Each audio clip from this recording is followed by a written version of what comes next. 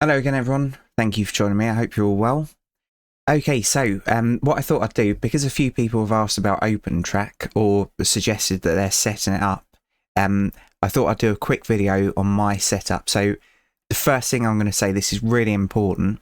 If you're going to copy my settings, create a new empty configuration first and just name it test or whatever. And then if it doesn't work for you, you can just revert back to your old settings and play around with them. So that's really, really important because I don't want anyone losing a decent-ish setup with this because of this video. So these are my input, output and filters that I use. And then what I'm going to do is each one of them, I'm just going to quickly scroll through and obviously pause as you wish. And you can actually, when you're playing Euro Truck Simulator, you can Alt-Tab out of it and, yeah, mess around with these settings. Or even, like, switch profile. So, obviously, you'll have to come out, stop here so that it's not picking up your web camera, change the profile, and then, yeah, start it again, and all will be good. And for reference, I measured it just before I started recording. I'm about 80 centimetres away from my web camera on the top of the screen. Right, so that's the first one. Output this. So some of this you won't have to change, but I'm going to go through it anyway just in case, because yeah, there are a lot of settings on here. Okay.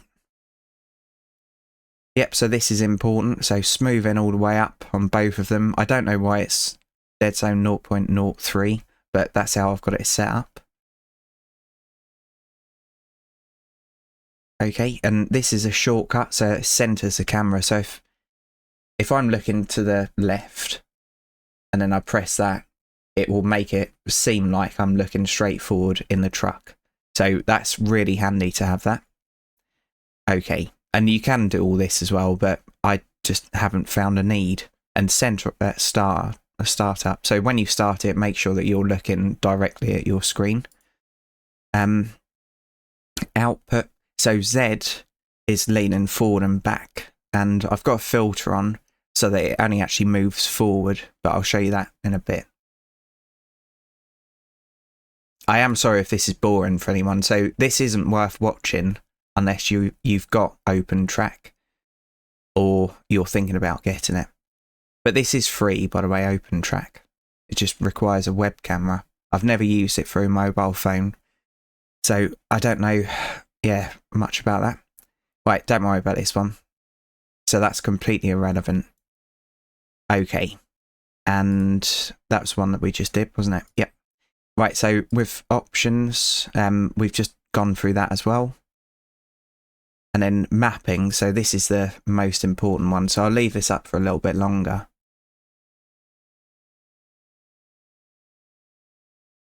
But yeah, please, if you're going to copy my settings, please make a new profile just in case it bugs it all up.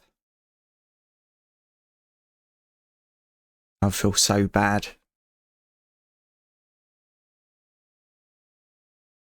And obviously you can play around with all these settings. And when I was first setting it up on my first ever series, I did actually, yeah, do what I said before, and I kept Alt-tabbing out of it, coming onto here, moving stuff around until I got it right. So I'm not actually using roll in the game, but I'm going to go through them anyway. So obviously this works on lots of different games. So as an example, BeamNG, flight simulator games, so Microsoft Flight Simulator, all that kind of stuff, and it really does improve it because using the mouse at junctions is so annoying on ETS. And you find that instead of bothering looking, you just pull out. Okay, so the Z one is the most important one. So the top one, I've got a 0, so I can move back as much as I want and the tracking won't react to it. But forward, it will react up to 30. Right, so what I do, when I first boot this up, before I've started ETS, I'll lean forward about a foot, and then I'll press F12, so my shortcut button for central in it. And yeah, and then when I lean back, that means that I've got a foot of movement back and forward before the camera will react. So that's really good, because it means that when I'm driving along, I can kind of shift around in my chair a little bit and it doesn't, yeah, come across. But when I get to a junction, I can properly lean forward a foot and a bit and then, yeah, look both ways. And yeah, it's just much nicer in my opinion. Right, so that is all the settings. I am really sorry if you've watched this and this is completely irrelevant, but yeah, it will definitely help a couple of people out. So yeah, I'll leave it there. So thanks for watching, everyone. Really appreciate each and every view. And if you've liked this, please feel free to join me in the next one.